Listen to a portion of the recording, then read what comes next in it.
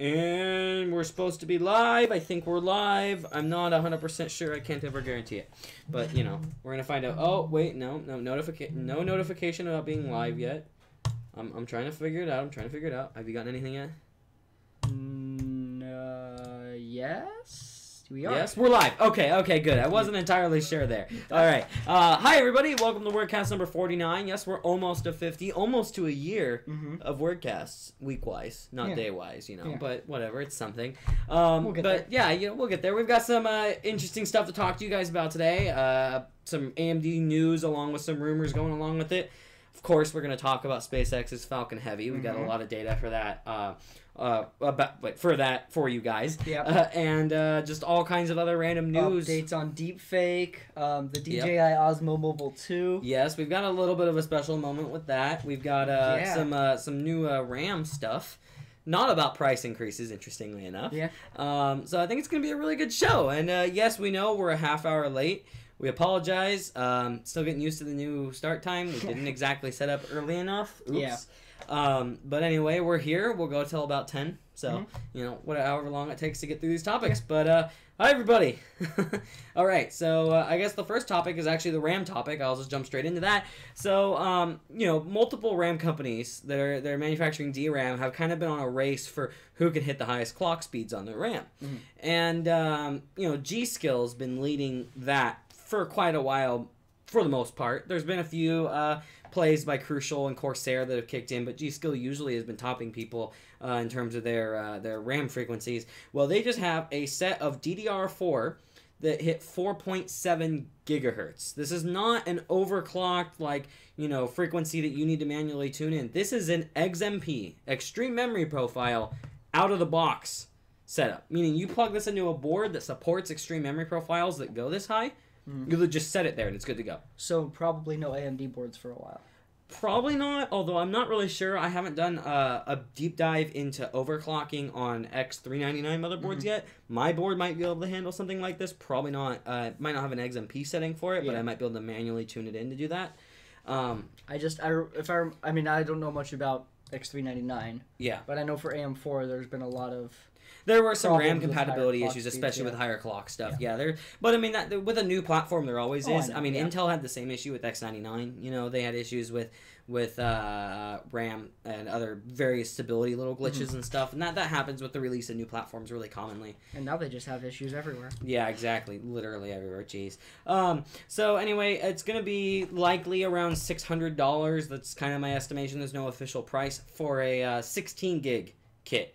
So, I mean, we're talking, you know, really expensive because even with the inflated prices right now, you can get a good, like, 3,500 megahertz-ish, you know, pretty high-speed stuff with low CAS latency, 32 gig kit for, like, $350 or so? Yeah.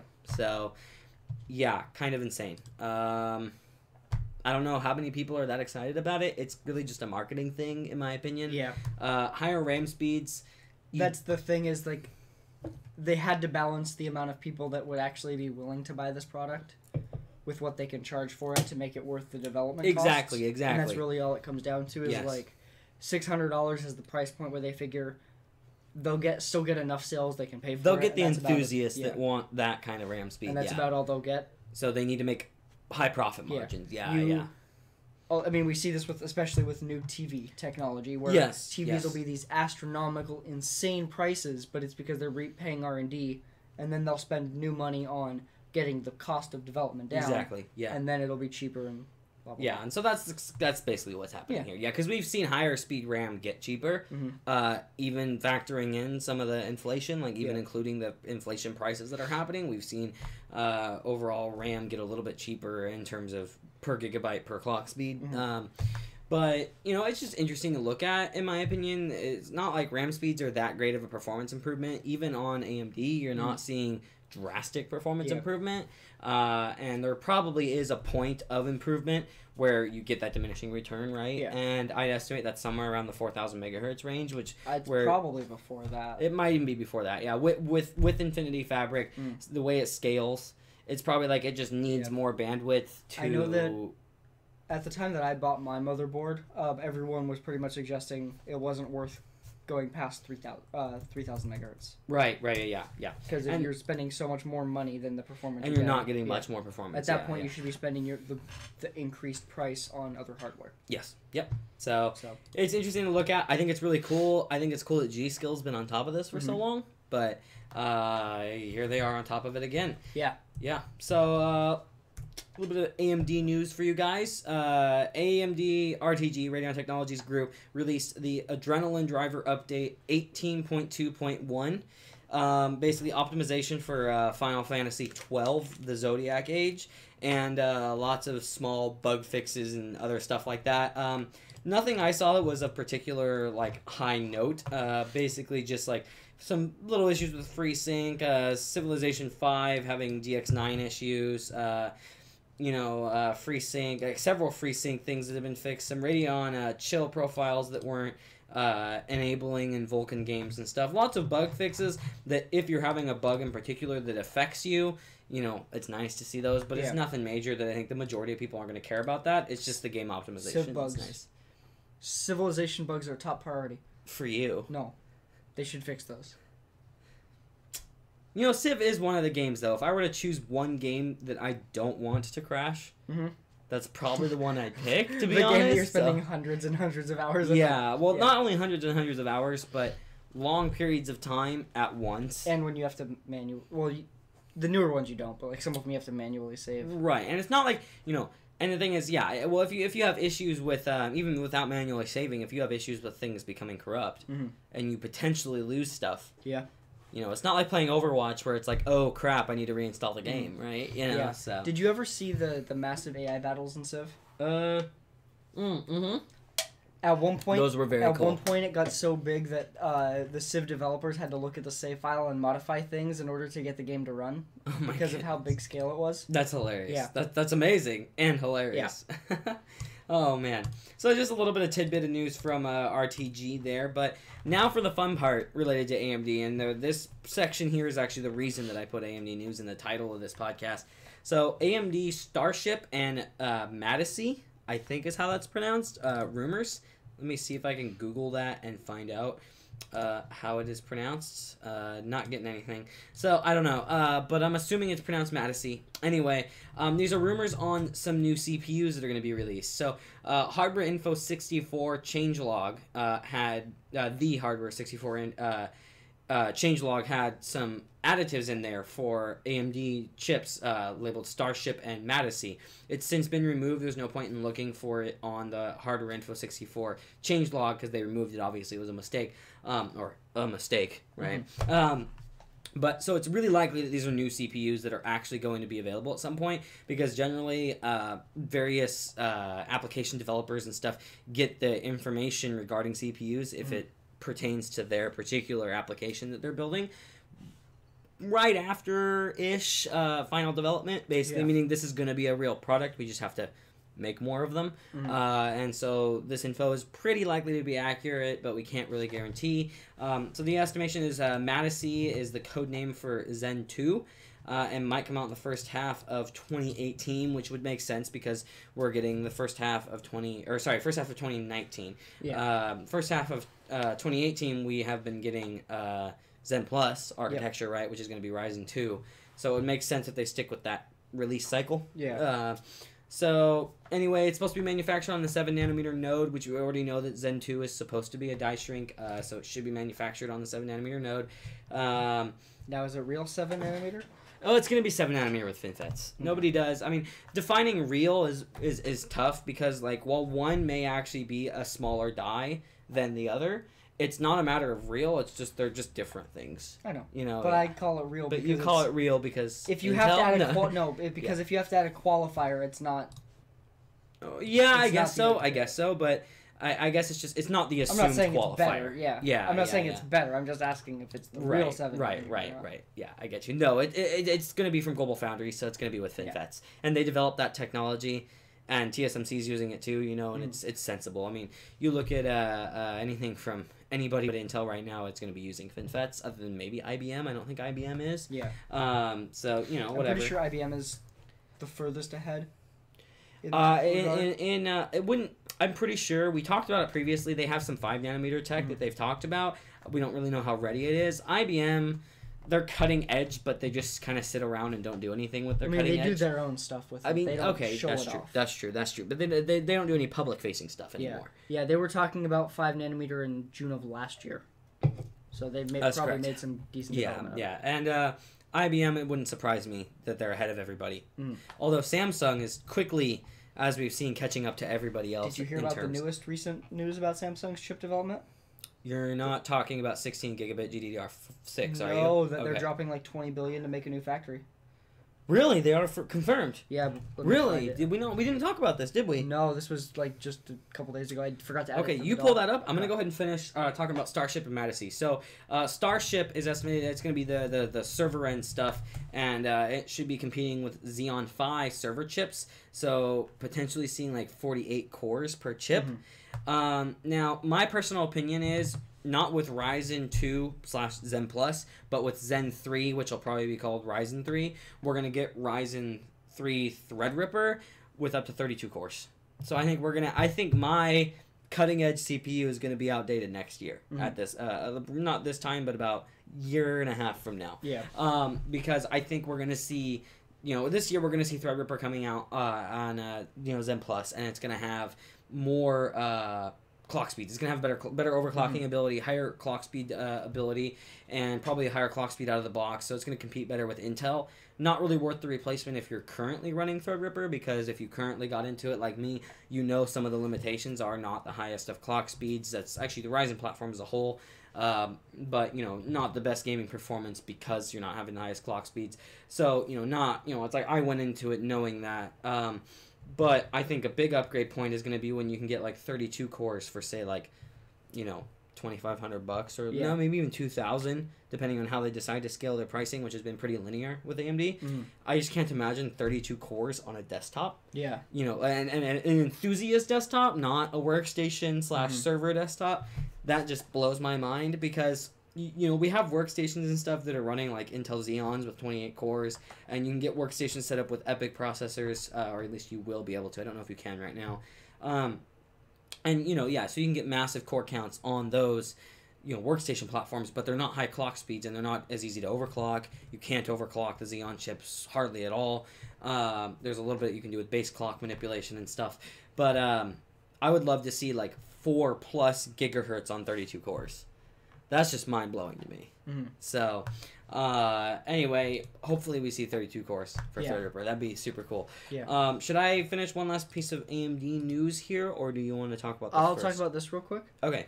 So this is going to, if it gets built, be built in the same province as the factory they just opened last year. Oh, for, okay. Z-NAND. Yeah. Okay. Which they're actually expanding that factory already by 2021 for it's like $27 billion expansion. I can appreciate a company that puts money back into themselves. Yeah, and they're putting essentially they're looking at they haven't fully finalized the details, so like it's not confirmed, but they're looking at adding a second factory second semiconductor base in that region. Okay. And so that's going to be helping manufacture. Well, if they're going to be expanding the V-NAND. Yeah, so we don't know what this is going to be for. Yeah, because they could use this plant for manufacturing DDR or ASIC. DRAM or ASIC. We know they're getting into ASIC. We know they're getting into ASIC. Yeah. Although it wouldn't surprise me if they're just going to use part of another fab or expand another fab to handle ASIC, because it's a fairly simple manufacturing process, and also the popularity of it's going to fluctuate, so they might not want to invest too much money into it directly right now. So. Yeah, that's interesting though. That's interesting. So maybe we don't know. We can't confirm, obviously, related to this, but maybe there really is a supply and demand issue with DRAM, and it's not an issue in terms of like price fixing, right? Maybe there really is a supply and demand issue, and Samsung's trying to compensate for that, which is cool. Yeah, because the DRAM that the world needs is gonna exponentially go up, and that's not going to stop anytime soon. So we need more fabs to come online to compensate for that. Otherwise, the problem's never going to be solved. Yeah, and that's specifically like what this article is talking about is that they're thinking about opening up a second semiconductor chip production line near Seoul as it anticipates rising demand for semiconductors. So it'll be semi. Yeah. Okay. Yeah. Interesting. That's exciting. That's really exciting. Okay. Well, I hope that helps compensate for everything in the market right now, and maybe I wonder. No, we need Samsung to make dedicated GPUs. Yeah. Right. Well. Oh man, what a beautiful world would we live in if we had like 5 desktop server workstation CPU GPU manufacturers. If we had NVIDIA, Intel, AMD, VIA, and Samsung making those together, both each, that is if the competition. Now it's going to make it more complicated, but that opens up jobs in the market for people like us. Yeah. And if NVIDIA could keep making Denver ARM chips. Yes, exactly. I would love to see that happen, actually, because I would just love to see more competition in the market, because right now, like, I mean, I work in IT, right? And it's like, you just Intel everywhere.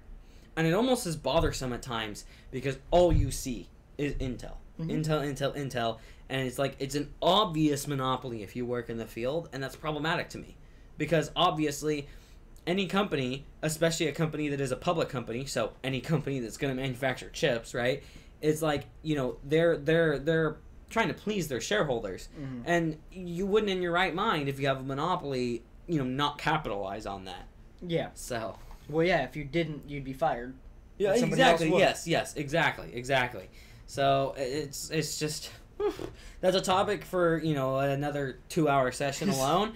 But goodness gracious, man, it's like I want to see more competition in this market, because we have semi-significant competition in other aspects of tech in general, but also referring to like desktops in specific, is like we've got really good competition in terms of GPUs, not chip manufacturers, but in terms of add-in board partners. We've got good competition in motherboards. We've got good competition in sound cards and headphones and power supplies and, you know, almost anything you name it. Water cooling supplies, cases, everything. You know, and even scaling up to like the server areas and stuff, you do have decent competition in terms of motherboards, in terms of DRAM, all kinds of stuff like that. It's just CPUs are the biggest lacking area, and GPUs a little, but GPUs have been pretty balanced out due to AMD as Radeon Technologies Group not making complete garbage, as well as add-in board partners help kind of balance that out, because they create competition amongst its own product, you know? And while that benefits NVIDIA as a whole, it still promotes at least innovation, maybe not in terms of chips, but in terms of the add-in boards, which is a cool thing. So anyway, speaking of boards, I'm going to jump over here into the X399 Taichi ASRock motherboard. This is a review from... That's so weird. Taichi. Tai I know, it's Chi. Taichi. Okay. Sorry. I don't know why I said that wrong. Sorry, the X399 Taichi. Taichi? I'm just kidding. Anyway, the X399 Taichi. It's an ASRock motherboard. Obviously, X399, you know, a Threadripper. This is a review from Tom's Hardware, so all the data is coming from them. I don't have one. I have an X399 Professional Gaming, which honestly, I feel like those names should be swapped. Because it's just like, I don't know. I don't like the name Professional Gaming. It's just, it bothers me, because that thing is a server class board. Yeah, but you're a pro gamer. You know, and a workstation class board. I hate you. It's the YouTuber board. Right. So, anyway, it's $340 is about what the price point will be. Obviously, that's going to go up and down. That's, you know, MSRP. That is the cheapest motherboard on X399 in terms of MSRP. I have seen MSI's motherboard on X399 a little bit cheaper, but that's with some rebates along with some discounts and stuff, and that one's been out for a while. Yeah. This one will probably drop price a little bit, right? It looks really, really, really good. Tom's Hardware was pretty impressed with it. It is also a really, really, really good value, which is, you know, a good aim. That was kind of their goal. That's where they were aiming. So it's good that happened, and good that they did that. But, you know, I don't know, value and X399 don't go that great together. Yeah. So I have a question though. Yeah. Because I haven't read this review. Do they mention at all how this Taichi board differentiates from other ASRock Taichi boards within different platforms? Differentiates how? In the stuff that's not platform specific. Because that's the thing, is like the Taichi motherboards from ASRock are generally considered their like mid tier. Yes, and that is the same situation here. Well, I figured that, but I'm correct. just wondering if it's if it's higher level of mid-tier, so to speak. Additional that the regular Tai Chis that you might find for like AM4 might not have.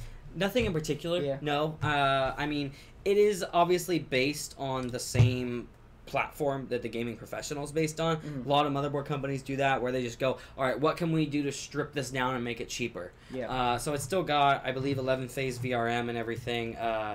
Let me see. I want to see if I can actually find. I'm sure I can. Yeah, it's 11-phase VRM and everything. So I mean, 8 phases for the CPU, I believe. Yeah. So I mean, it's a pretty solidly built board, but as far as I know, there really isn't anything that like makes it differ in terms of, you know, higher class components or anything like that versus the, you know, more mainstream stuff. It's really just it's a mid-tier board where they strip things down. It's gonna have the same audio that you're gonna see on the other motherboards. You're not gonna get as many special features in terms of like you know, M.2 expansion, U.2 expansion.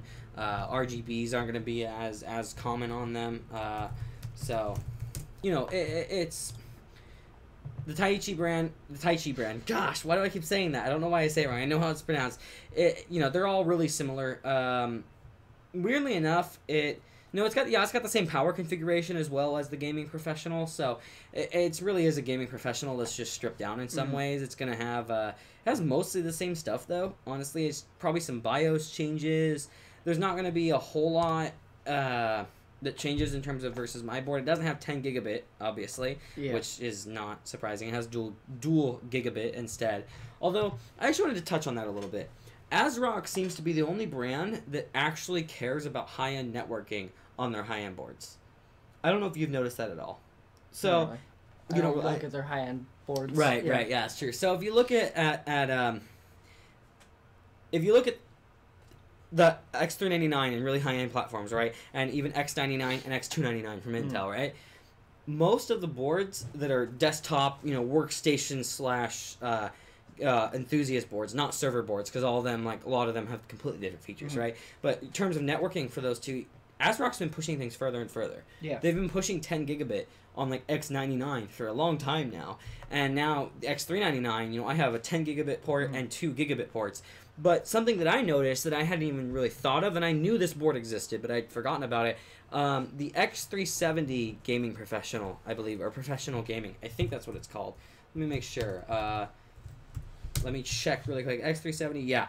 The X370 Professional Gaming, which is a really solid board, has a 5 gigabit Ethernet port. Now, they probably didn't have the bandwidth availability in terms of lanes to the CPU or something like that, or in terms of the chipset, sorry, not lanes to the CPU, in order to provide 10 gigabit, but it's just like they're pushing networking to another level.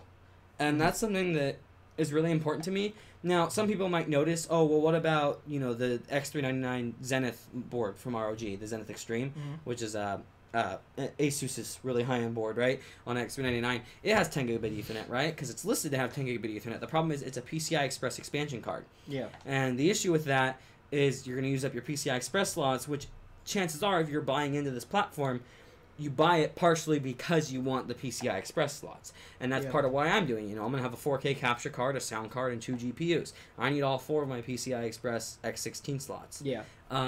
So that's part of why I went with this over the Zenith Extreme, was because this has 10 gigabit built into the I/O. Yeah. But seeing other boards with 5 gigabit and stuff, it's impressive. I can greatly appreciate the fact that they're doing that. So, let's see. Dude JJJ Movie said, #WordCasts the haters out. That's not bad. That's not bad. No. That's not bad. My last name's Word. So that kind of formulates it really well. I like that. Well, you mean your name is Ethan Word? Yeah. Don't I say that at the beginning of every video or something? Something like along the lines of, hey everybody, Ethan here. Yeah. From WordTech. I guess I don't say my last name though. No. Yeah, my last name's So if you ever Word. want to find him anywhere, Ethan Word. Yep. WARD. That's how everybody spells it. It makes me mad. Ethan Ward. Ethan. Everybody spells it that way. I'm like, it's like, oh, what's your name? Oh, Ethan Ward, and they write Let Ward. me edit the channel name to WordTech. Oh, jeez. Please don't. All right. So now do we have some fun news regarding Elon Musk, the Boring Company, and SpaceX, right? So Boring, to give you a little bit of background. Now, he knows more about this than me, but the Boring... I'm the one that filled this out, though, right? Yeah. Yeah. Oh, never mind. Sorry, I was looking at... Never mind. So, the Boring Company released a flamethrower. Okay? We talked about this. We thought it was hilarious. It's a $500 flamethrower. They sold all of them. I kind of wish I would have bought one, too, but But it's a $500 flamethrower, okay? Now, these are similar to what's used for, like, taking down weeds and stuff. These aren't, like... really something that's these that are even dangerous. smaller scale. These are smaller scale than weed burns and stuff. So they're nothing insane, but people freaked out. Well, evidently the TSA and the like, they don't have here. Let me just read his tweet because that makes things a lot better. Okay, so Elon Musk says apparently some customs agencies are saying they won't allow shipment of anything called a flamethrower. So they are literally renaming the flamethrower to not a flamethrower. That is actually the name of the product now. So if you bought the Boring Company not a flamethrower, good person. Good person. We appreciate you. I love that he's doing stuff like this, though, because it's like, it helps raise money for them. And it's not significant, but then again it is. And he seems to be the kind of guy that understands that this matters. It gives him a public image, which is really intelligent, and it also allows them to raise a little bit of money to dump into other stuff. Yeah, right? and it's $10 million. Yeah, so it's not insignificant. Right. It's just that, for a company, like when you look at scales of multi-billion-dollar companies like SpaceX and Tesla, right? Yeah. That doesn't seem like that much, but every bit counts. And if he understands that, as well as understanding the public image that he's trying to portray to people and get people to know about this so he can get public support. Yeah, especially since really this good is... move. The Boring Company is a company that ultimately has to do all of its business with cities. Yes. So other than selling random outside products, the only way it makes a profit is if cities decide to pay it. Right. Exactly. So so this gives him funding for what is ultimately a side project. Yeah. Which is great. Cool. That's awesome. And it's hilarious, and I'm sure there's going to be tons of YouTube videos of this, which will be really a lot fun. of tech YouTubers. It's going to be a lot of them. Yeah. I'm excited I can't wait to to see some duels. of them. Oh, that'd be a little... You could do some cool editing to make it work. You could do some cool editing, or you could wear fireproof clothing. Yeah. Because fireproof clothing isn't going to catch on fire. Or you could become fireproof. I mean, that's possible, too. I mean, just it's just like one day you decide that you want to, go to the bathroom. The next day you decide you want to be flameproof. Whatever. Or you can drive your Tesla in space. Yes, that's a possibility with a flamethrower. To get you to move faster. Exactly. Yeah. You use it to move around. No, though, you could for real wear a fireproof suit. I know. And have a flamethrower battle, and you wouldn't catch on fire. Tux? I mean, it doesn't have to be a tux. I'm talking more like a suit. Oh, it's like a blazer. No, I was talking more like. Oh man, I just stop. Anyway, that would be fun, but. Or you could drive your Tesla into space. Elon and his buddy Starman thought that was a good idea, at least. Yeah. The Falcon Heavy. Yes. So, yesterday was the planned launch date. Originally, they were planning on doing their launch at 1:30 p.m. Eastern Time. Yep. However, there was really bad upper-level winds. It was above the maximum that they could launch at, so they had to delay it, and delay it, and delay it. Their window closed at 4 o'clock Eastern. They launched at 3:45. If there would have been any other delays, it would not have launched yesterday. Yeah, which is, I'm so glad it did, too. Because it happened to be, we're Pacific time, right when I was on lunch at work. Beautiful moment. Yeah. Turned it on in the break room. I'm like, I'm watching this. Yeah. So how this went down, so the rocket launched, and the launch itself just looked amazing. It was cool. Yeah. The three rockets are... Yeah, the 3 cores with 27 engines.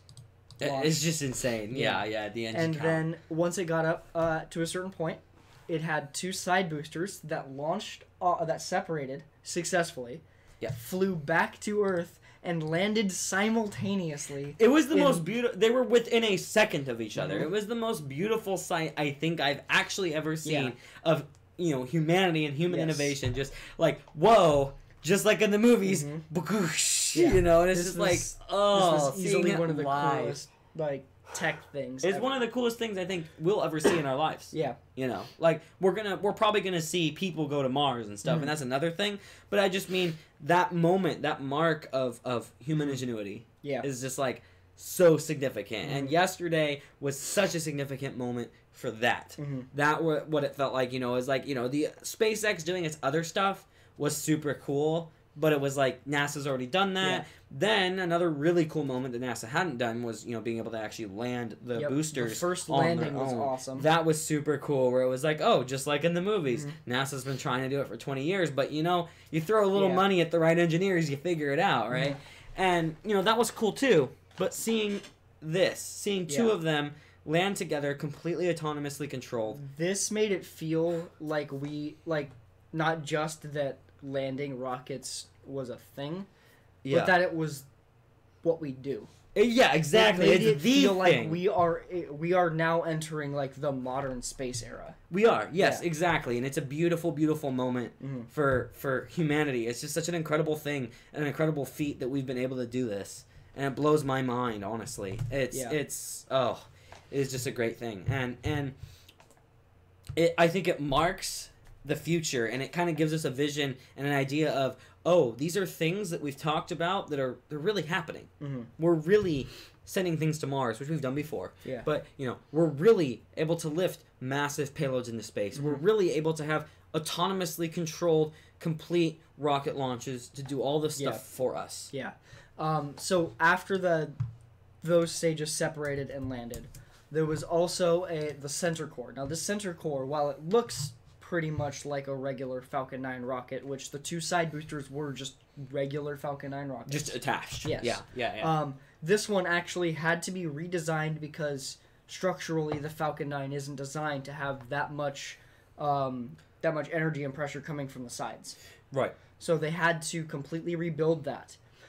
That center core, when it separated from the second stage, it was attempting to land on a drone ship. However, that failed. A drone ship in the ocean. Yes. That's what we mean. So an autonomous ship, which is cool.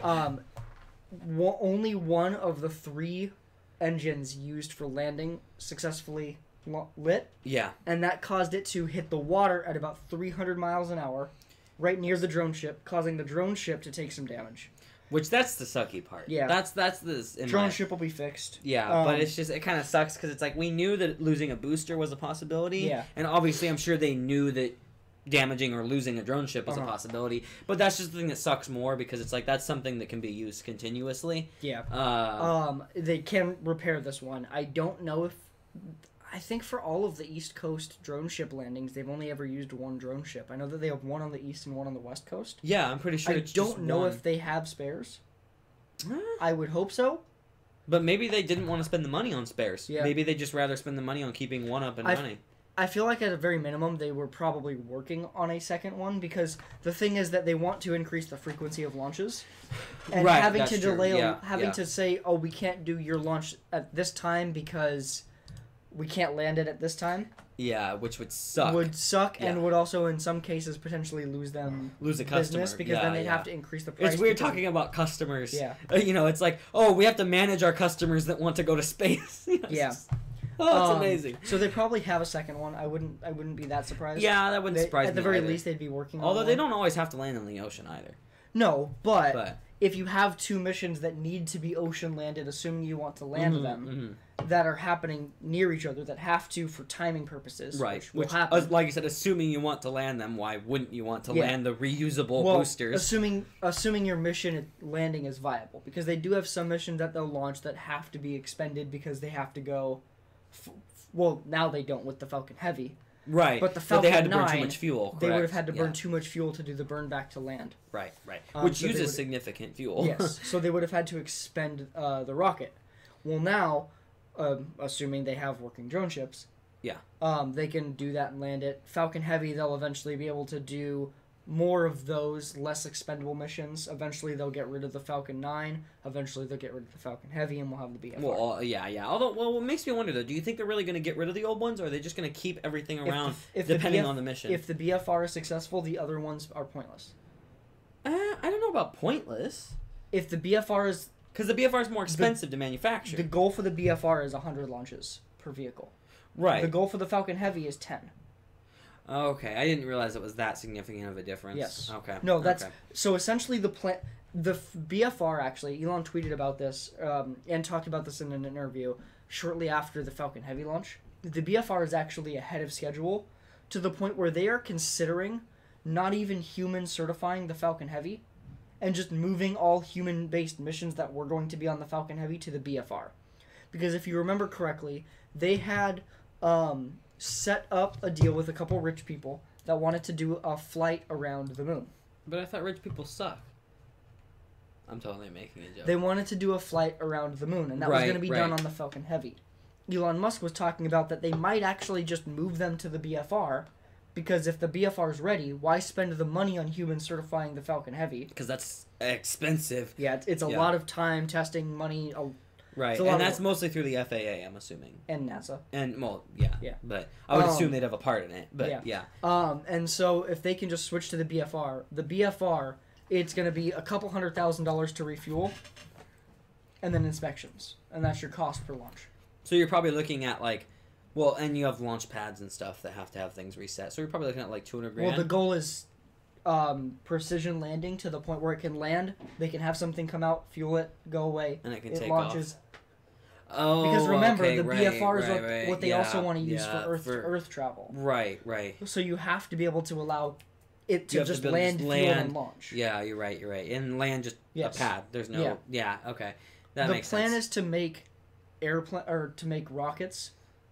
similar to like an airplane, except even faster. I read this excellent Reddit comment talking about at what point space travel is just a normal viable thing for people. Yeah. Is when rockets get to when space travel becomes as much of a hassle as air travel. Right. Yes. Yeah. That's a good point. Yeah. You're exactly right. Yep. So yeah, the end goal though is, essentially once they have the Falcon Heavy launched in a few missions, all of their resources are going into development of the BFR. Eventually, they will have a few Falcon 9s and a few Falcon Heavies set aside because they'll have been made, and then they'll just be making BFRs. And that's probably, I guess that is a smart direction. I guess my question was, wouldn't in some cases the things like the Falcon 9 and the Falcon Heavy, which the Falcon 9 is also rated at 10 launches, I'm assuming, correct? No. But it's using the same boosters as the Falcon Heavy. The core is different. Because remember, they could theoretically launch a Falcon 9, have it land, then take that, throw it on a Falcon Heavy. Right. Do that type of thing. Now, they will be upping the Falcon 9 to more launches, but as of right now, they're just doing one. Right. Okay, that's true. Which it wouldn't surprise me either if they continue to just test reusing the same one, right? But I guess my question is, wouldn't it sometimes be more viable to have, like, the Falcon 9 launch a small satellite or something? Or launch a small drone to repair a satellite? Then have the BFR go do it. Not necessarily. Because I feel like because it's so much lighter weight, wouldn't that affect it in some ways? Where again, it uses less take fuel? into account 1/10 of the amount. Let's say it does 10 launches. 1/10 of the amount of launches. Right. Okay. And I guess so you have I to get take into that. account You're that. right. But the other question I have then is, why can't they make the Falcon 9 eventually scale up to hundreds of launches? It's probably not feasible with the material you would need to keep it that light. Maybe so. Because I was wondering. Because I was like, couldn't they redesign it? Of course. That's why I'm. But then you're spending millions and millions, or hundreds of millions. You're spending more money on development, right? Yes. Which is maybe not necessary. At which point you could just have put that money into the BFR, or get the BFR done. And maybe sooner. if the BFR is designed right, maybe it's going to be able to have partial fuel capacity and stuff too. Oh, no doubt. Yeah, I would assume they could be like, oh, well, it's just taking a drone up and coming back. It's not doing travel to the moon or travel to the other side of the Earth. So the other thing is, the BFR works in two stages. The massive booster. Right, which is just one booster, right? Yeah, so it's going to have a singular booster, and then its regular rocket. Okay. The second stage. They would need to put hardly any fuel in the second stage for satellite launches and stuff. Just mostly enough to just land it. So the booster is just enough to get whatever the rated payload capacity into orbit. Yes. Then there's the other stage. Yeah, so the booster is probably always going to have approximately the same amount of fuel. Yeah, because the other thing is, like, so when they do, like, the Mars launches, the way that it's going to work is you get in the human version of the BFR on a booster. Like that. That's not what it looks like. I know, kind I'm of. kidding. Yeah. But you get in the human version of the BFR on the booster. It launches you into orbit, and then it comes back. The booster lands. Right. They then stick on a fuel tank version of the BFR top. It flies up. It refuels the one that you're in, because that way they can both be lighter, because you keep taking into account 100 people and all their stuff. Right. Okay. And then so they then fuel up the larger ship in space. So it's 2 launches then? Yes. Okay. A Mars mission. It's one rocket. Per 100 people, assuming they go with the 100 people per ship. It would be per 100 people, it's 2 launches. Okay. So it's one rocket that goes up. Uh-huh. Comes back down. Yes. Fuel. Comes back down. Yes. And then that does its thing. Yes. Okay, that's really awesome. That's really exciting. Yes. And then when it launches from Mars back to Earth, it does not need the booster because Mars has less gravity. Right. Okay. They can do it with just a full BFR. Okay, so it doesn't need the booster to go along with Correct. the BFR. So those are separate things in a sense, correct? Yes. Okay. It's just you need a large booster for the BFR. Okay, that makes sense. Interesting. Yeah. And when you're doing Earth-to-Earth travel, other than, I think, for the extremely long-range ones, so, like, other than, like, from the U.S. to Australia, you don't need the booster either. So, like, if you're doing, like, L.A. to New York, you don't need the booster. Just the BFR itself with that fuel can get it, because it doesn't need to go up into space. Yeah, exactly. It's not leaving orbit. Yeah. Okay, that's interesting and really cool. So I was unaware of the booster being separate. I thought the BFR not always had a booster attached, but always required one. No. But no. Okay, that's really interesting. Yeah. I also didn't realize how similar the Falcon 9 and Falcon Heavy were in design.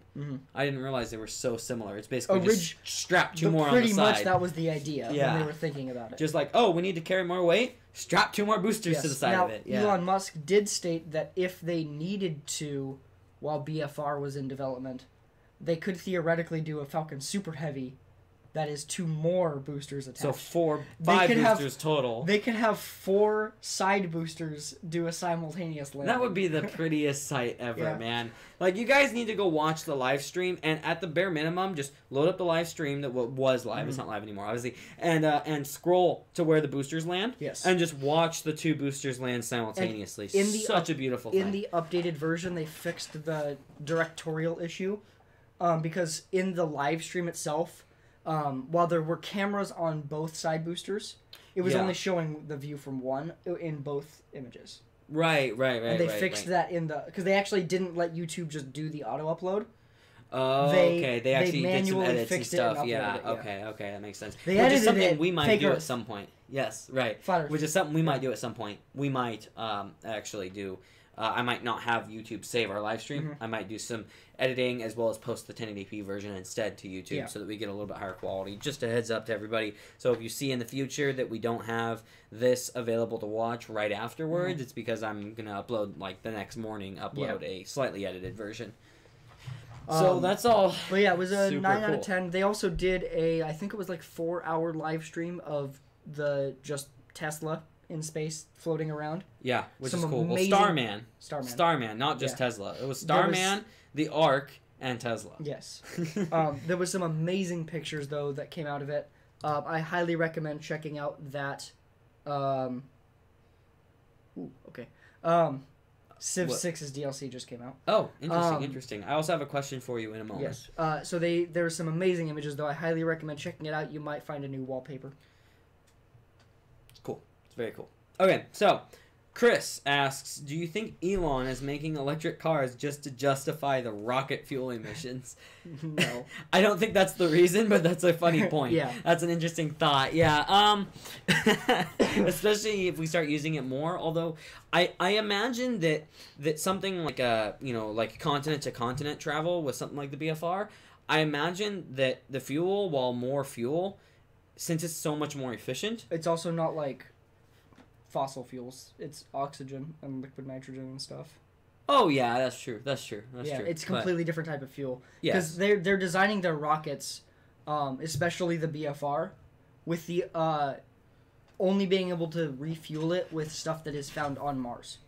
Right, that's right. That's because right. the Which idea there's no is that fossil you can, fuels on Mars. Okay. Well, that we know of. Yeah, right. Well, If they find oil on Mars, we're just there. make sure they bring a shovel. Yeah. So if we found oil on Mars, like if one of the all the oil companies just boom. Oh yeah, we're gonna buy like 40 BFRs. Here's like one of the here's $100 billion. You started digging and like oil started spraying out. We'd instantly be like, dude. SpaceX with stock or they just send everything there. Yeah. Just go for it. Go for it. Bring oil back. Go for it. Just do it. Yeah. Oh man, you see, and then we use up the fossil fuels on Mars so quickly, and we ruin Earth. But then there's no fossil fuels on Mars to ruin Mars with, yes. so we can colonize Mars. No, that's when we nuke Mars to do the ecosystem restart. Yeah, exactly, and then we're good to go. Yeah. Nuke Mars to do that. I know. That's actually, it's just funny thinking about that. It's just like, let's nuke Mars, and then we'll be able to live there, guys. Yeah. Oh man, but no, I think Tesla, and electric cars is a whole nother goal of his. Is just electric cars, in my personal opinion, and also factually based on a lot of scientific data, are better than petroleum cars. Even if global warming doesn't exist and emissions don't matter and petroleum will never run out. Simply because they're quieter, which most people prefer unless you're an enthusiast that likes the sound, right? Or you're dead. You can't hear the car. Like, that's an actual problem. We're seeing electric cars that have speakers that do fake car noise so that people can hear the car. Yes, because people can hear the car. True.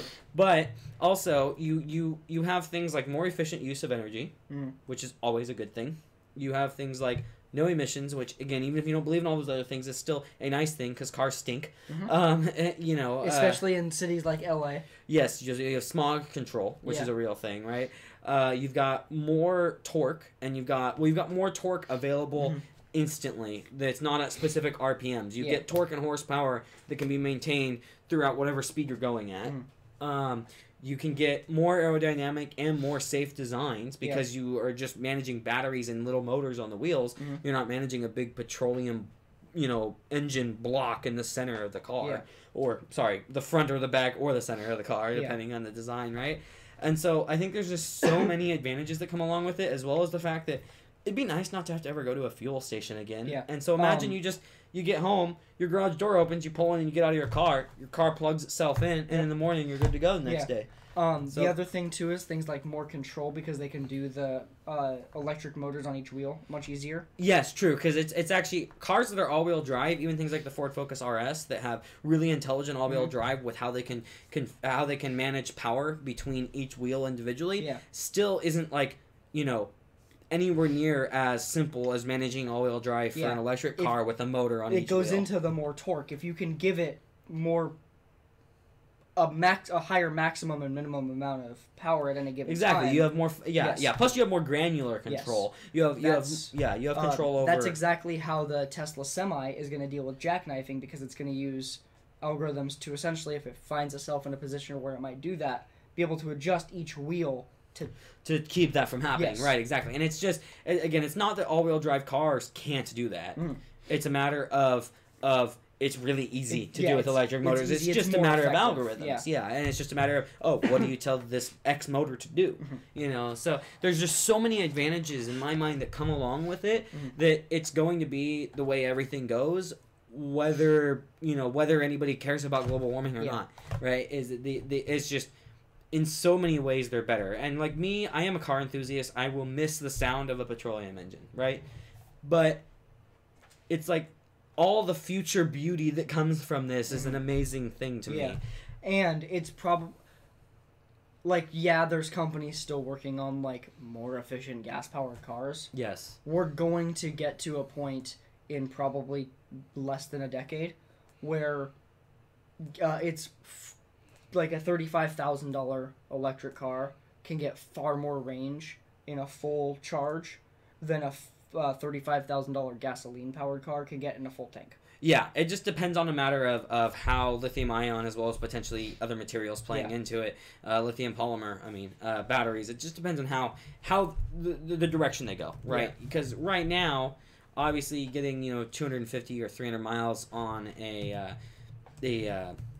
electric car, sorry, I don't know why I was having trouble saying that. On an electric car, like, you can get, you know, a fuel tank and a lot of SUVs and stuff that'll get you like 400 to 500 miles, right? But it's like that gap is narrowing. Yeah, especially when we look at like what comes out, what is it, 2020, the new Tesla Roadster. Yes. That has the larger battery pack, despite right, being a and small it's lighter car. weight. Yeah, exactly. And that one's getting up to almost 500 miles of range. Yes, and so energy storage is really what it all is about. Petroleum is an amazing way of storing a lot of energy. It is an extremely good way of storing energy. Petroleum is potential energy. But having the ability for batteries to store that, as that technology improves, once it surpasses petroleum in its ability to store energy, then you're done. 620 miles of range is what it was. Right, and that's on the base model. I thought it was like 500. Yeah, that's on the base model. Right, so, which they might only have one model, but doesn't matter. They said that they specified this is the base model. Right. Sorry, but they might not have a range extension model. Or did they specify that as well? If you have the only way that they would also have higher speeds is very likely with a larger battery. Yeah, more cells. Right. Because this is already a dual. It's got motors front and back. Right. So correct. Yeah. They can't use that to get faster speed. Right. So it's probably going to be a bigger battery. Makes sense. Yeah. Okay. But think about that. That comes out in 2020. So then let's say 3-4 years from then, 2024, the Model S line gets it. 600 miles of range. Yeah, and at that point, 600 miles of range, you have surpassed petroleum. Then the question comes into play. Like, in my mind, though, the thing with electric cars, once they surpass the amount of driving, the amount of miles that you could drive in a day, even if you were you didn't sleep much, say 16-hour day, right? Without having to be recharged, they don't need to go further than that, because one of the other concerns is charging, right? Is like, 600 miles of range is a lot. Yeah. But if you're gonna go drive 1,200 miles in a day, which can be done, right? Yeah.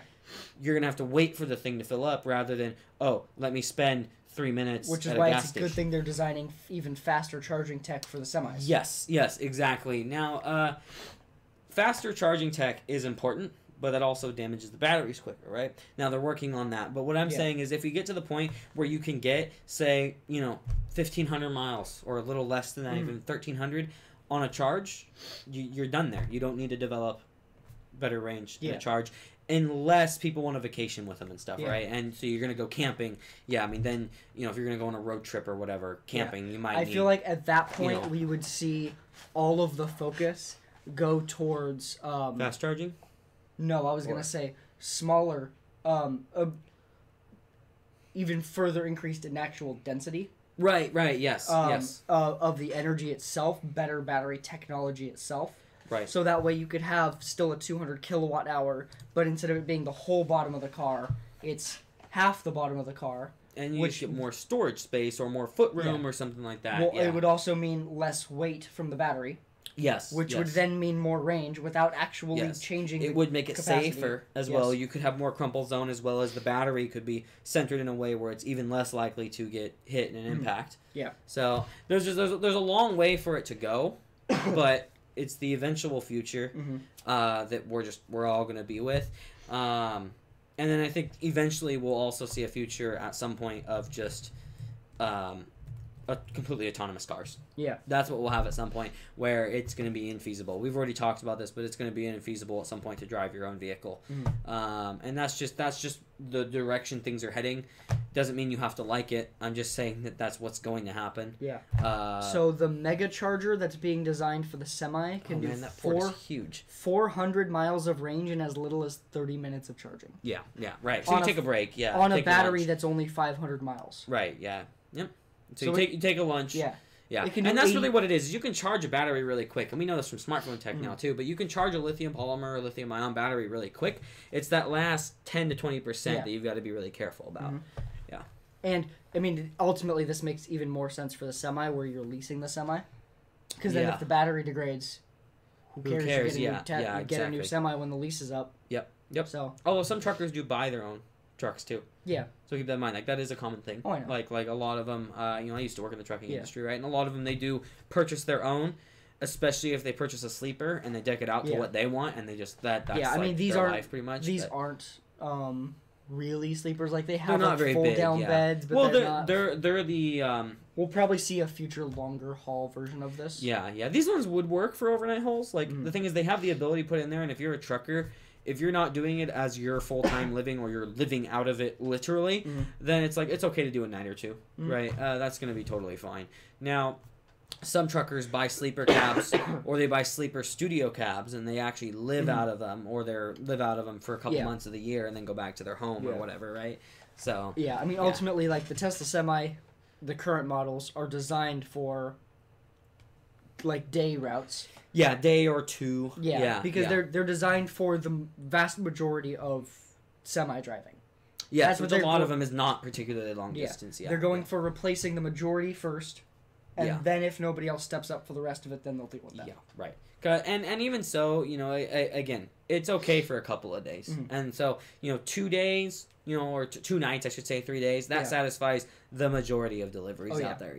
Yeah. By far, that's probably 80%. Yeah. So, but there are still ones that do 5 or 6 day trips and stuff, and also weather plays into it, and that is one small consideration / concern for having an electric vehicle that does have less range than, say, 1,000 or so miles that you can get on a fuel system for a regular semi, is you get stuck in snow or something, and you're out there, you're keeping the heater running and stuff like that. That could be a bad situation for an electric vehicle. Now, of course, you call for help in that situation if you have to. And again, you when the weather's going to be. Generally speaking, if it's going to be really bad, right? And I mean, worst case, you can pull over, and the batteries should be able to get you through the night. It's just a matter of, are you going to be able to get out in the daytime and get back to a charger? And so that's one of the other really important things, I think, for electric vehicles, is just more widely available charging stations. Yeah. But I have a slight weird concern about that too, because you roll out more charging stations, that's going to be useful for people doing multi-day trips, like you're going on a camping road trip or something, right? And it's going to be useful for people doing really long distance travel. But once you get an electric vehicle that can do the maximum amount of driving that you could feasibly do in a day in one charge, at that point, how many charging stations do we need? Because 99% of people... What if you live in an apartment? We're seeing greater and greater in an apartment. A higher percentage of the population living in apartments. Yes. That type of thing. So if you don't want to pay for garage, or if apartments start metering garages, and so that makes sense. They don't meter them, yeah. So you could just run your Bitcoin mining machine. I was just gonna say, no, you could just. It would be more cost effective to just rent a garage and charge your car in there. Yeah. Right. But as we see electric cars become cheaper and more mainstream, I think it's important for apartments. But I'm more talking like the gas station type setup where you have them at stores, restaurants, library, stuff like that. I just wonder how feasible is that going to be to a point where most people, the ideal situation for me and for I think most people is I get up and I go do whatever I need to do with my car in that day, and then I bring it back into the garage. That's all I ever do. I never stop at a fuel station. I stop every 50,000 miles to get some things checked up, or every 30,000, however long your particular tires last, right? Yeah. And we'll check your wheel bearings and stuff like that too, right? But no oil changes, right? That's ideal. That's where you don't have to think about it. You drive your car every day. That's a pretty long ways out. Maybe so. Yeah, but maybe not.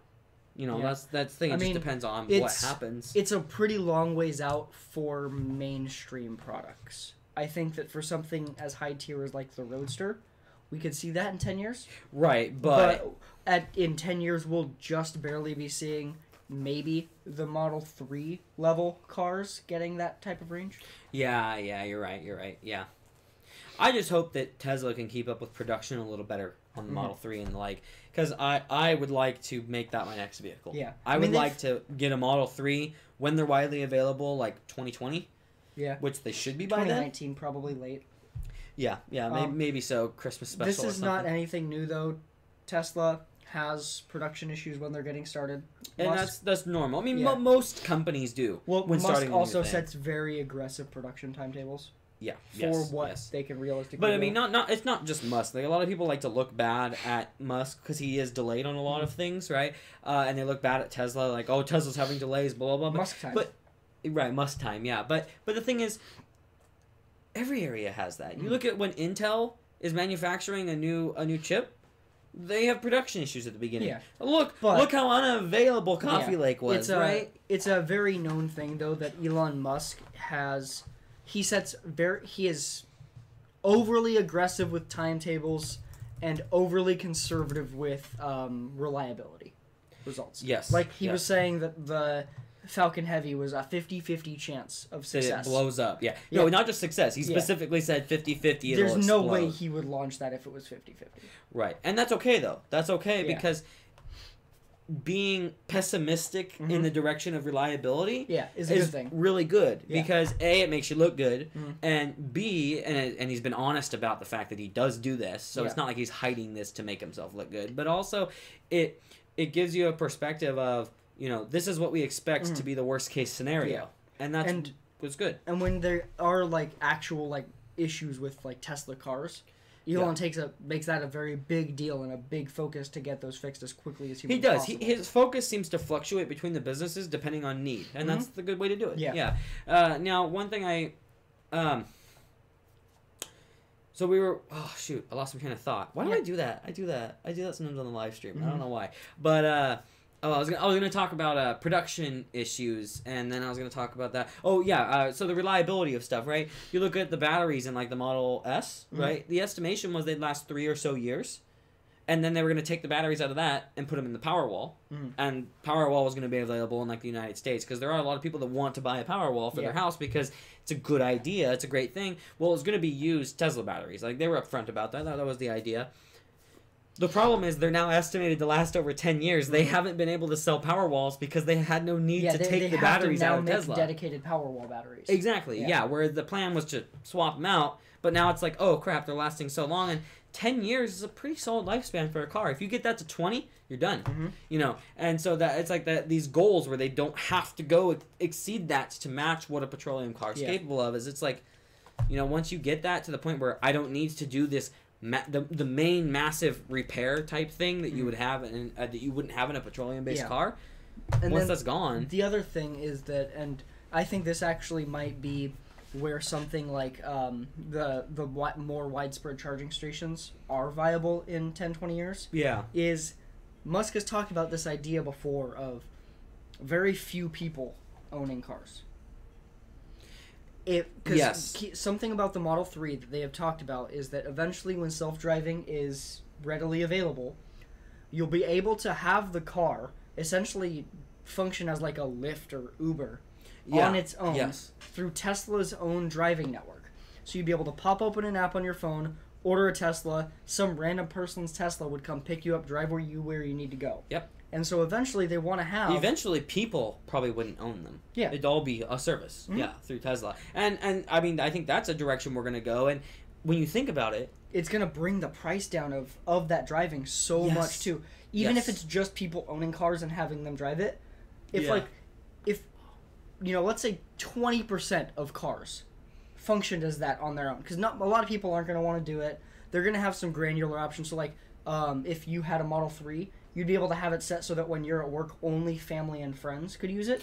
Or you can have it be making you money. Yes. And so, let's say 20% of people have it make them money. And then, 30% have it drive their friends and the rest just keep it to themselves. That's a lot of cars that are added to the driving pool for money. Exactly, for taxi services. And that's going to drop the price to the point where most people wouldn't need a car because it would just straight be cheaper. Yeah, exactly. And the thing is, eventually, I think we're going to live in a world where you don't own your own car. You'll have enthusiasts that probably still own, like, petroleum cars. Just like we have classic cars that are still around, right? Outright banned. Until, 100 years from now. Well, but the thing is, like a lot of really, really old classical cars, like, you don't have to go through DEQ, you don't have to go through emissions testing or anything like that. No, I'm just saying, I wouldn't be surprised if we get to a point 100 years from now, where at all of them, period. Maybe so. At them trying to cut as much as they can for the environmental impact. I think within 20-ish years, though, we're gonna see where it's like a certain age, and then back from that is where you'll be able to own a petrol car still. You know, you've got a petrol car from 2012. Like, yeah, you can keep that. You've got one from 2032. No. Yeah, there's talks of, I know it's like California. I think it's 2040. There's talks of them introducing a bill where they would ban new gas-powered cars from being sold after 2040. Yes. And so at that point, the UK is doing that sooner, where it's like, we'll just stop selling them, and then eventually people will and stop. That's the thing is, if California does it in the US, it's essentially a US-wide policy. Yeah. Because they're too big of a market to... Especially for cars. To ignore. Oh, man. Yeah. And are you going to make just a California car? No. No. Exactly. So, yeah. And so I think eventually, though, we're going to move into a world where people don't really even own cars. It's just a matter... And that's a good thing, because it's more efficient in terms of resource usage, not electricity-wise, right? Not energy-wise, but in terms of production. You don't need as much metal and stuff, because...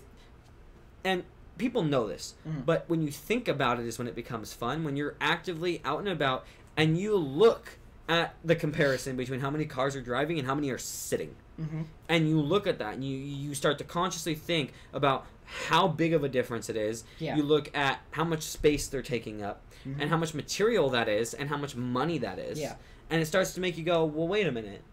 If you can take... What if we could be more space efficient? Every car essentially is always on the road.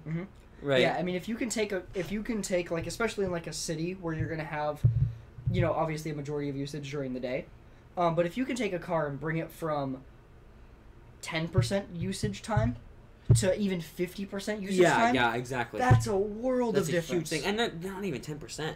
Yeah, that's the thing. A lot of vehicles are closer to like 5 or 4.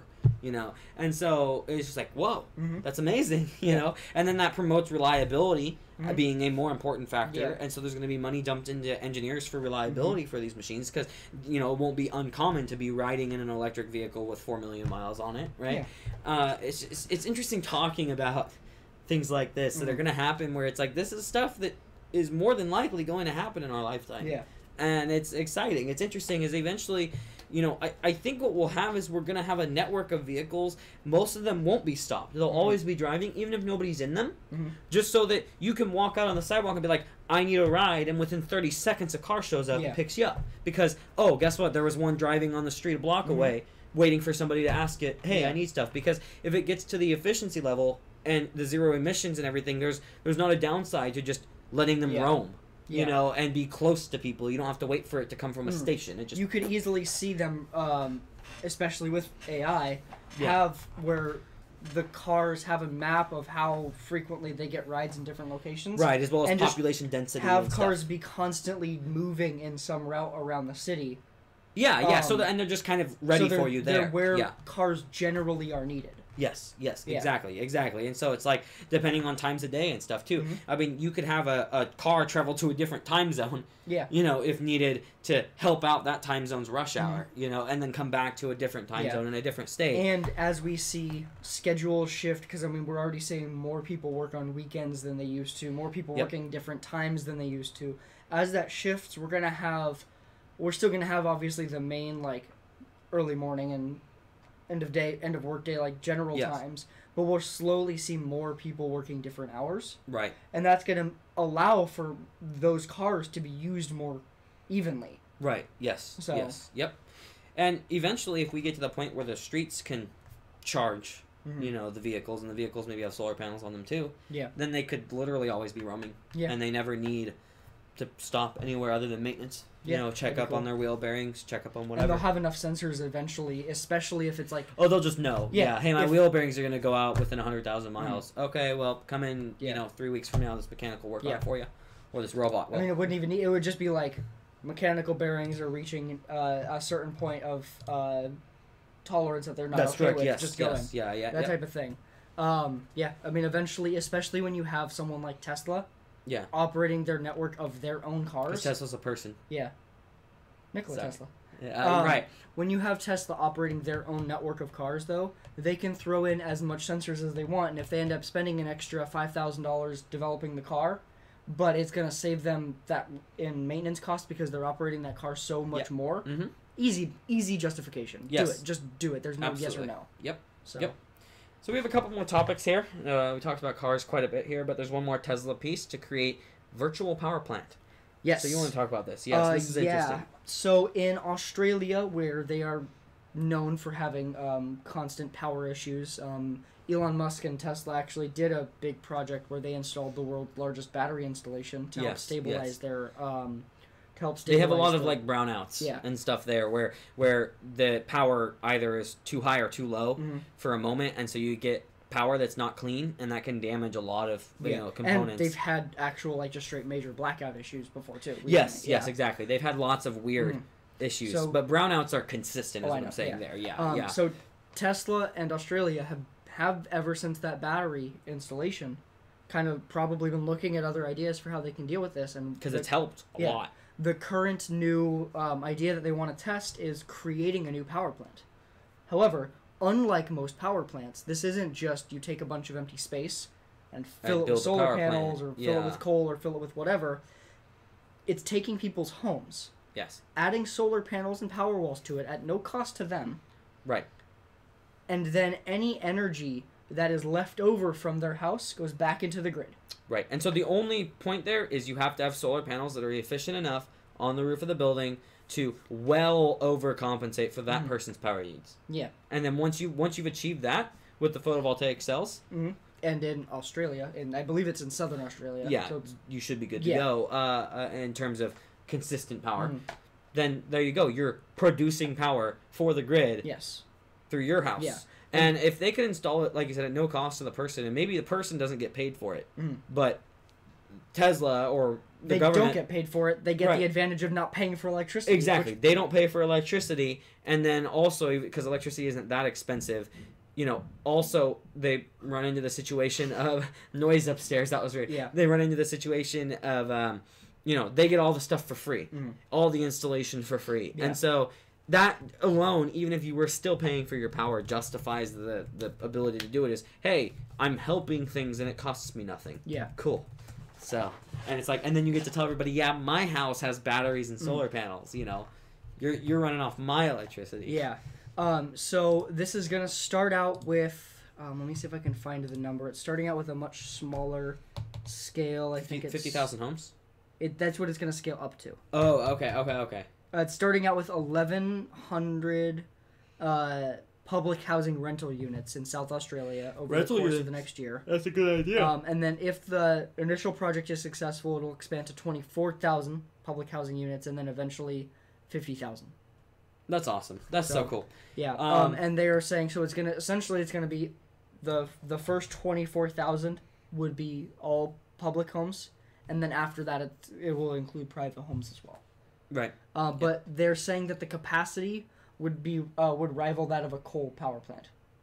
The capacity that it's putting back into the grid. Right. After, that's impressive and very, very, very cool. I love it. So banks banning cryptocurrency purchasing with credit cards? Credit cards, yes. So what is happening? There have been 3 banks that have announced this: Citigroup, J.P. Morgan, which means Chase, and then Bank of America. Have announced some changes to how you can do credit card purchases. So if you use something like Coinbase, you currently have the option of putting in either your bank account information, like account and routing number, your debit card info, or your credit card. Yep. If you do it with your credit card now, either in some cases the banks are just outright blocking it. And with Chase, and it might be one of the other ones, they are actually allowing it but treating it as a cash advance, which means an initial fee and higher interest rates. Right. Okay. This does make a lot of sense. Purchase advance, a cash advance. Yeah, this does make a lot of sense because there's been a lot of concern with how much money can be made in crypto and how much poorly informed so many people that are trying to get into it are. How much money can be lost. Yes. Yeah. And so we're seeing things like people putting out a mortgage on their house so they can buy crypto. Yes. That type of thing is insane. Yes. And so that terrifies banks. You don't do that to invest in the stock market. Why would you do it in the more volatile, infinitely more volatile, crypto market? But people don't know. They just see, oh, wow, this person turned $100 into $10 million. Yeah. And so banks obviously have more data than we would on something like this. Absolutely. I would not be surprised if they have info that indicates that there have been a significant increase in people opening credit cards for the sake of trying to buy crypto. And then, as we saw from this recent drop, you lose a bunch of money. oh, now you can't pay your credit card back because you threw in a bunch of money you didn't have. Exactly. And so then, and people say, oh, well, credit card companies, they absolutely love to have massive amounts of credit card debt on people. The problem is when you're not paying it or when you declare bankruptcy, they don't get that money. They like credit card debt that they expect can be repaid. Exactly. They like credit card debt from people that can consistently pay it. Yes. They want to keep you in debt, but not to the point where you literally can't pay it. It's got to be just close to that. Yeah. Maximizing profit before you're unable to do it and you declare bankruptcy. Another thing I thought about this is, and this is something I don't know if you ever looked into more heavily, but I wonder if their policy had to be changed in a lot of ways because maybe their policy would consider the drop in market value of a cryptocurrency a price change. Remember? We were talking about that to where somebody, maybe with their credit card, they were calling into their protection and being like, hey, it was worth 10 grand, now it's worth 2 grand. So I don't that think cost so me because they 8 could grand more. have just added a clause that states cryptocurrency. They could have, but I'm saying this might be a kind of a pushback reaction even further than just adding a clause. Maybe they did that too, and we just haven't seen reports of it. Yeah. Maybe these were done simultaneously. Yeah. Just a thought, because I'm sure there are a lot of people that tried that.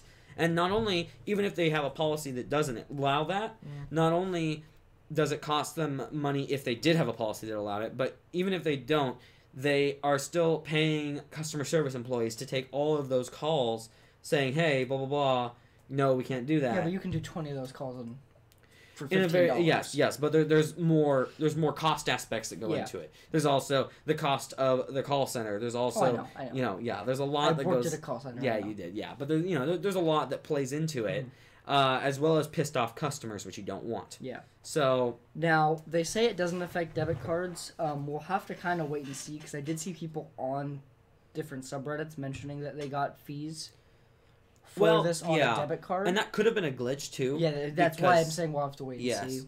Because debit cards function as a credit card when you're using them as a card in a sense. They're not pulling that money out of your bank account instantaneously. What I want to know is how does this affect a service like Robinhood, which isn't just cryptocurrency, but they're adding cryptocurrency to what they do? Yeah. I don't know much about Robinhood, but it's essentially just a stock purchasing or stock trading app. Right. Okay. But it's a more mainstream one. It's got no fees for stock purchases. That's right. So they're doing the crypto portion of it is going to be with no commission. Right. Okay. That makes sense. So you only pay the network fee. You don't pay a fee on top of that for them to make money. Right. Okay. Interesting. Apple HomePod review roundup. You put that as a title in here. Basically, what's the general consensus? Great speaker. Terrible Horrible smart speaker. Siri. Yeah. Okay. I figured. So they've got 7 tweeters in the center and a subwoofer. It's doing the same thing the Home Max does of doing live detection of the audio and seeing how it sounds based on the walls around it and tweaking the audio so that it always sounds like it's supposed to. And apparently that works very well. It takes about 10 seconds to set up of it doing that. If you move it, it's got an accelerometer to detect that. Okay. And then it knows, and then it'll constantly be listening to the bass to make sure that the bass isn't drowning out the rest of the music, that type of thing. So overall, music audio quality is very good.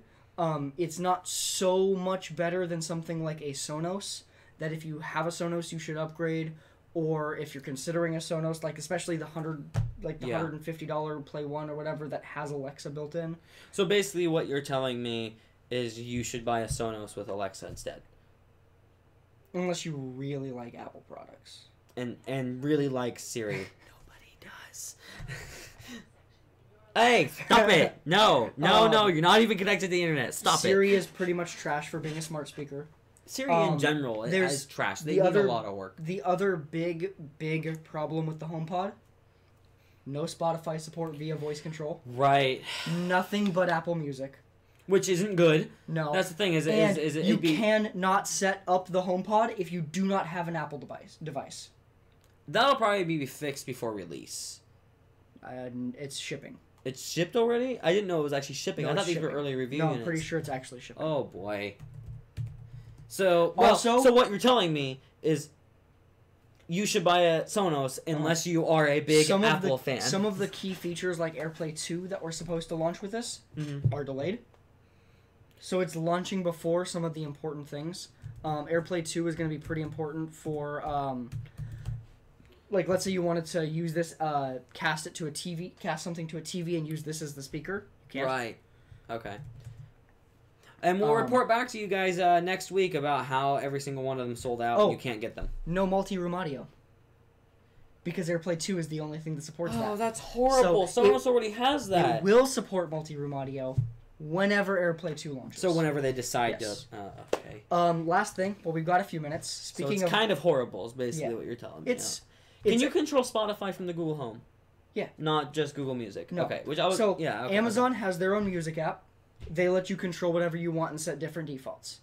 Google has their own music app. They let you control whatever you want and set your own defaults. And both of which are better music apps than Apple Music. Mm-hmm. So it'd and be you can even set more them up on whatever you want. Right, but it'd be even more justifiable. Mm-hmm. Like if Google only allowed Google Music, it'd be like it wouldn't be as big of a complaint because Google Music doesn't suck. No Bluetooth.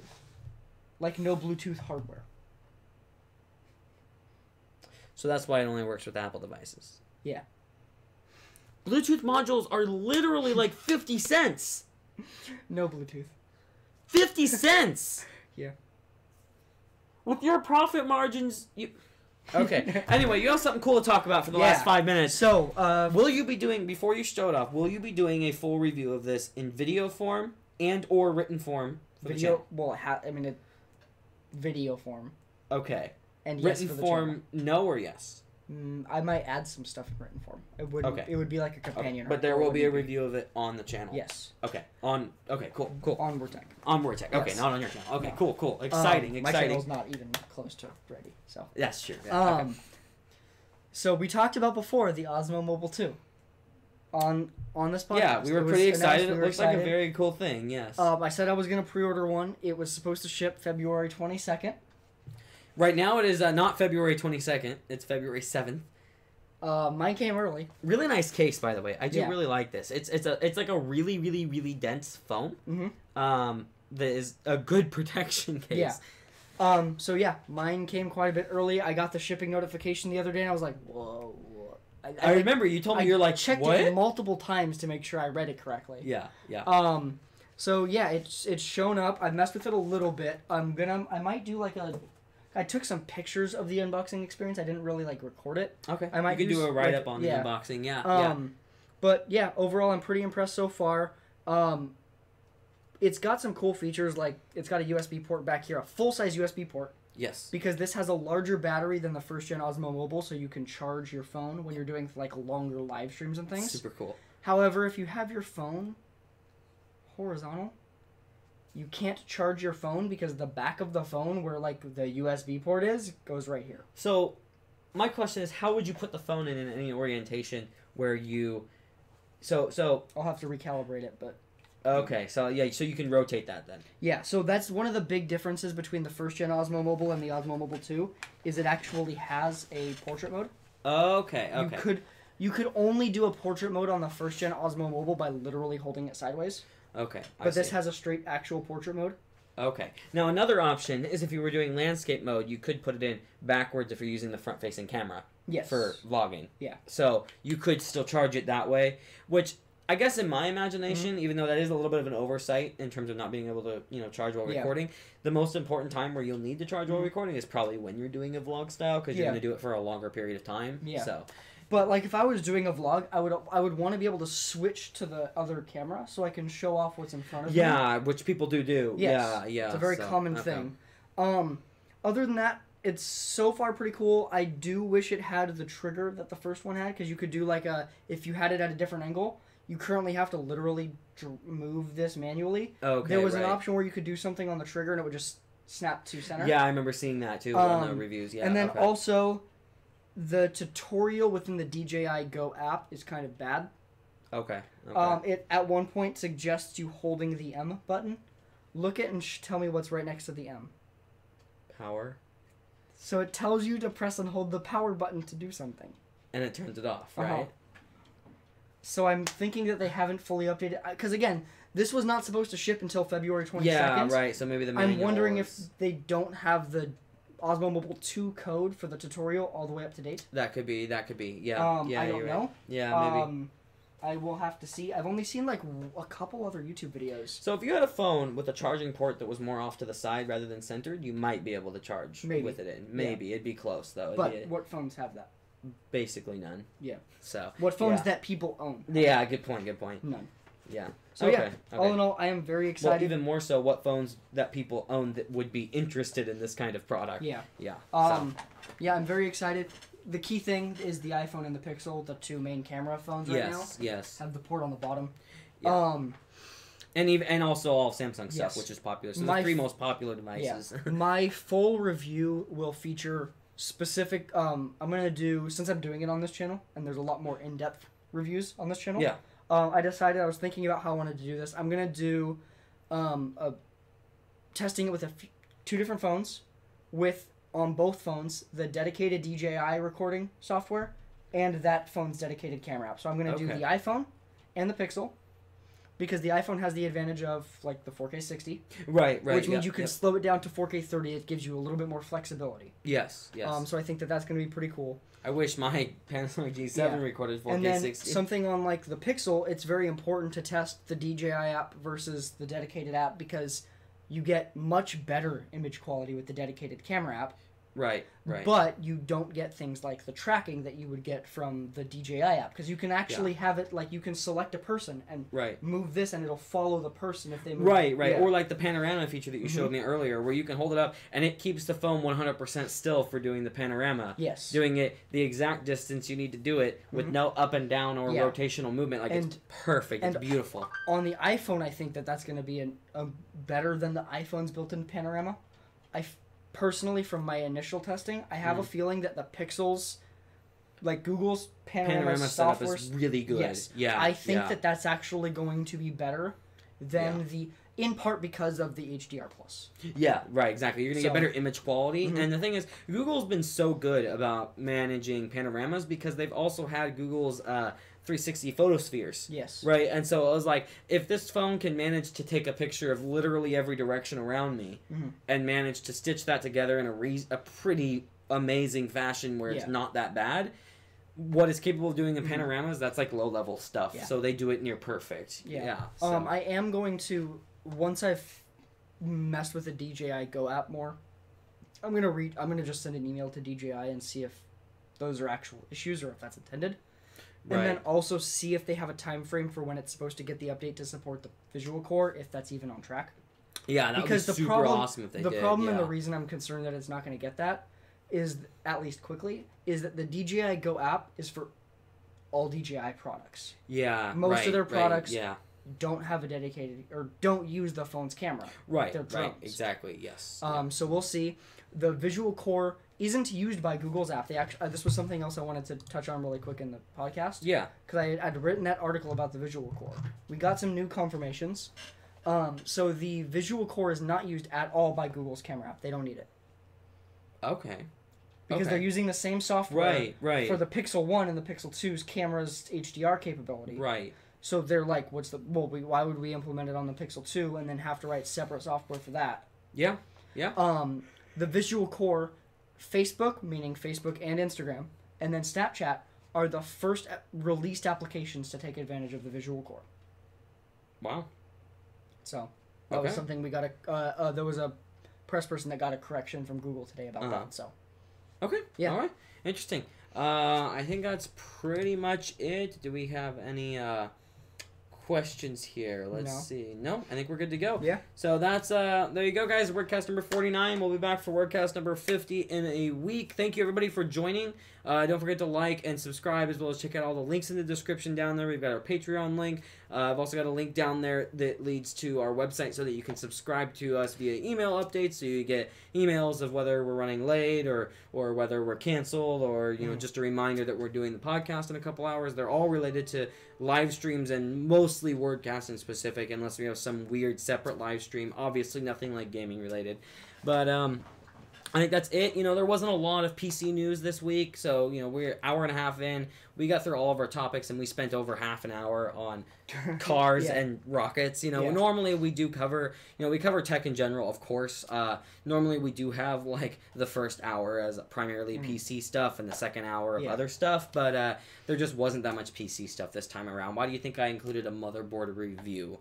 Like including like, a new motherboard is one thing, but a review of a motherboard is like, it's not something, but it was just like we needed some stuff to go in here because there wasn't that much PC news. Yeah. So I apologize to anybody that watches this expecting a lot of PC news. But thank you everybody that joined, and don't forget to check us out next week. We normally start at 8 p.m. Pacific time.